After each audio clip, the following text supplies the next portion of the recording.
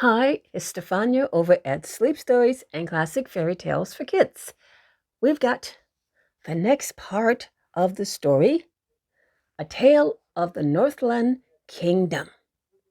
If you remember, the prince had gone to look for this wonderful place where the sun shone. And in the meantime, Maiden Matanuska waited for his return. Some time has gone by, and he's not come back. She sent her friend the bird because she could speak to the animals. She sent her friend the bird to see if he could find the prince. And the bird, not yet. He hasn't seen him. So, the maiden Matanuska continues to wait for her prince to come back. So, let's just go a little bit further back in the story, then we'll move on to the new part. She just had spoken to her good friend the bird, and she said to him, "When you next see my prince, good Auk, tell him that all my love is here, all my love is his, and I'll wait his coming, though he remain 1,000 years." "I shall," replied the Auk, and soared away. And so the maiden Matanuska waited while the time sped on. Wrapped in her feather mantle, she wandered through the birches like a lonely spirit, and the trees were grieved for her. She still dreamed dreams and loved to think about the time when she would meet her prince, when the light of day would banish all the gloom and shadows of the Northland Kingdom. Still, years passed on, and still Prince Kanai came not. King Tamna feared him dead, or that perhaps he had lost his way and was a wanderer forlorn. But Maiden Matanuska knew no fears. "The journey to the sun is long, my father," she would say, "and my brave prince hath no magic to make it short. He will return and bring with him this wondrous traveler whom he seeks, and what a pleasant place the Northland Kingdom then will be." But as the time went on, there came a great sadness in the Northland Kingdom. The good King Tamna laid him down to sleep one night and never waked again. All folk, both high and low, mourned deeply, for good King Tamna had been a kindly father rather than like a king. When at last the time of mourning passed, Lord Boreas, cousin to King Tamna, came to rule the Northland Kingdom. Now, Lord Boreas was a cruel sovereign, a tyrant, and the people were unhappy under his rule. He made harsh laws, and if these laws were not obeyed, he punished with severity. Lord Boreas, it was whispered, had an evil power over the icy winds and rivers in the Northland Kingdom, and few dared resist his will. His anger, it was said, had caused so many a village to be blown into the sea, and noble cities to be flooded with a rush of waters. But while the rule of this harsh king fell hard on all alike, on Maiden Matanuska it fell hardest. Lord Boreas was her guardian. He scoured the simple customs of the good King Tamna and straightway ordered all things to his liking. He planned to fail the maiden Matanuska's forest and build a city in its place. "However, my sweet cousin," said Lord Boreas, "I'll wait until the next mild season is at hand. Then, when the silver foxes come from their winter's sleeps, my hunters shall lay traps for them and slay them every one. Their skins will sell for gold, and for your marriage portion, you shall have a noble city and 10,000 chests of gold. And I myself will marry you and make you queen." Though Maiden Matanuska's heart was sad, and she wept bitter tears for her loved trees and pets, she made no protest at her cousin's words. She feared his wrath, And so she bowed her head submissively. But when the palace slept and all was still, wrapped in her feather mantle, she stole softly out. Down through the shadowy lanes and misty aisles among the silver birches she sped until she reached the border of the sea. Then, through the gloom, she peered to see the sight of any sail, but no sail she saw. "Oh, my beloved prince," she wept, "I fear that when you come 'twill be too late, for rather than to wed my cruel cousin, I'll fling myself into the sea and die." "No, maiden Matanuska, what grave sorrow can this be?" a gruff voice spoke beside her. It was old Reynard, chief of all the silver foxes. He had stolen from the burrow to learn how went the season and how to know when he might waken all his sleeping tribe. "Oh, Reynard, my good friend," exclaimed the maiden, "since first you did begin your winter sleep, I have had many sorrows. My father, good King Tamna, is no more, and now my cruel cousin Boreas rules the Northland Kingdom." She told her tale of sorrows, and old Reynard listened, all alert. "Without a doubt, your cruel cousin Boreas hath an evil power over the winds and streams," said he when she had finished. "But he shall learn. It is not simple to outwit the cunning fox. Now, in the past, as you, dear maiden, have protected me and all my tribe from harm, so will we now protect you in your need. Come, follow me. Do as I bid, and all will yet be well." So saying, old Reynard then led the maiden down beneath the earth to where the silver foxes slept, still sleeping in their winter's sleep, and birch roots wound about, in and out. "Now, maiden Matanuska," said Reynard, "if you will place a feather from your mantle at the root of every tree, they will be safe from cold and icy blasts, in spite of all Lord Boreas in his wrath might do.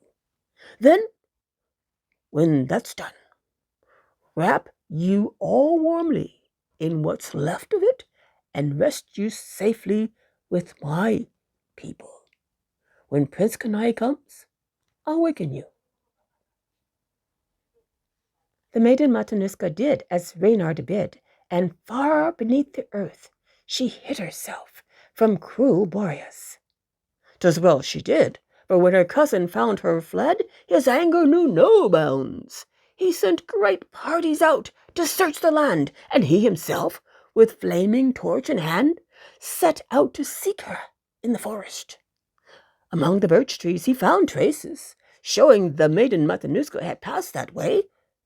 Upon a branch he found a scarlet ribbon she had worn, and in the thorn bush was caught a silken scarf. But though he sought for hours and called her name, Lord Boreas could not find the maiden. "Because I do not know the winding paths among the trees as well as you think to trick me, maiden Matanuska," he cried at last in fury. "But you shall know my vengeance now." Then, climbing up the steep slopes of a nearby mountain and summoning all his powers of evil, he commanded thus: "Rise, rise, ye rivers that flow swiftly to the sea, until the birchen forest in the valley be all flooded with a mighty rush of waters. Then blow, ye chill winds, from the east and the north, until these waters form a solid wall of ice." The rivers, obedient at his command, then rose swiftly and overran their banks, so that soon the tallest trees were all submerged and nothing but a lake was seen. The winds began to blow their wildest, and the lake became a solid bank of ice that threw off chilling mists. Then, Boreas called the people of the Northland Kingdom and addressed them thus.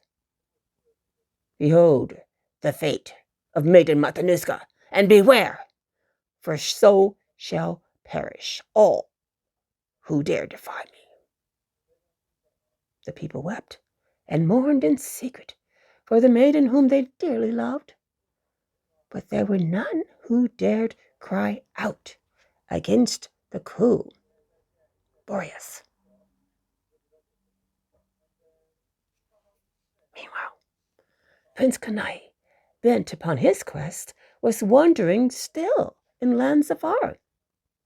Each morning in the dawn he saw the wondrous traveler that he sought rise in the eastern sky and scatter clouds of darkness.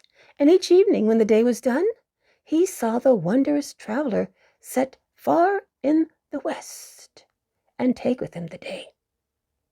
But though Prince Kenai journeyed all around the earth and halfway back again, he found no road to reach the sun, and he was sad. Still, he continued on his way with hope and courage. It happened once, while he lay sleeping on a mountain, an eagle, wounded by a poison dart, dropped down beside him. Ah, cried the eagle bitterly, from the great cloak of feathers which you wear, I thought you to be one of my own race.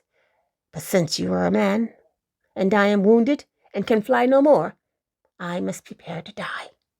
You'll take my beak and claws to show your fellow men your skill at hunting, and stuff my body to adorn your walls. Alas, that I, a prince of air, should come to this. The great bird moaned. Fear not that I should take your life, good eagle prince, said Prince Kenai, for though I am not of your race, I am a prince of earth, and to my mind all princes, whether of the earth or the air, should be as brothers. Prince Kenai fetched water from a nearby spring and dressed the eagle's wound with healing herbs. For many days he did the same until the pain grew less, and by the great bird's wound was healed. Now, brother, said the eagle when he could fly once more, you've served me nobly, and in my turn I shall serve you to prove my gratitude. You told me of your quest to reach the sun, and I will tell you this. There is no road to reach the sun that mortal man may tread. The way lies through the clouds, and indeed 'tis only I and all my brother eagles that have the strength to travel there. So get on my back without delay, good Prince Kenai, and we shall start.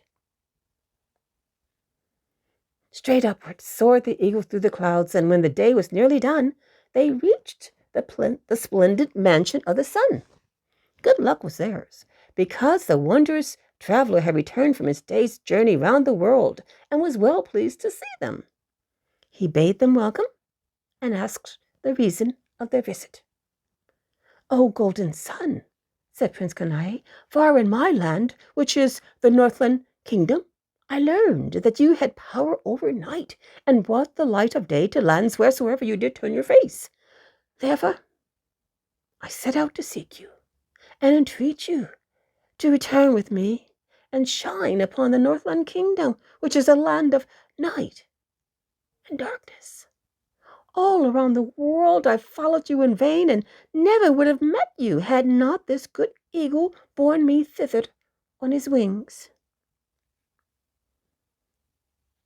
"Prince Kenai does not tell the reason why," exclaimed the eagle. "He saved my life when it was in his power to slay me, and therefore I have brought him hither, as was his wish." The eagle told his tale, and when the sun had heard, he praised Prince Kenai. "Now see," the sun declared, "the mighty power of a kindly deed. Had you, Prince Kenai, slain this noble bird, as most men would have done, he had not brought you to my mansion, and you could not have begged this boon of me. For your reward, I'll go with you. Tomorrow morning, when I rise, we'll start for this dark land. And thou, my eagle, bear Prince Kenai on thy wings, that he may all the faster lead the way.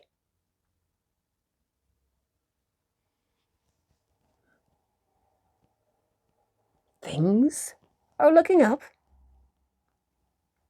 There's still some challenges to overcome, but things are looking up for the prince. And Maiden Matanuska is safely under the trees, though the prince doesn't know that, but we'll find out all in the next episode. So if you want to be among those who know earliest when the next episode has come out, be sure to subscribe and hit that notification button if you please. Then YouTube will let you know the next part of the tale of the Northland Kingdom is ready and waiting for you. In the meantime, we have other things to keep you busy. We've just started uploading some sing-along videos, so have a look and have a song. It makes you feel better. And that's it for now. Bye-bye. Stay well. Be good. See you again soon. Bye.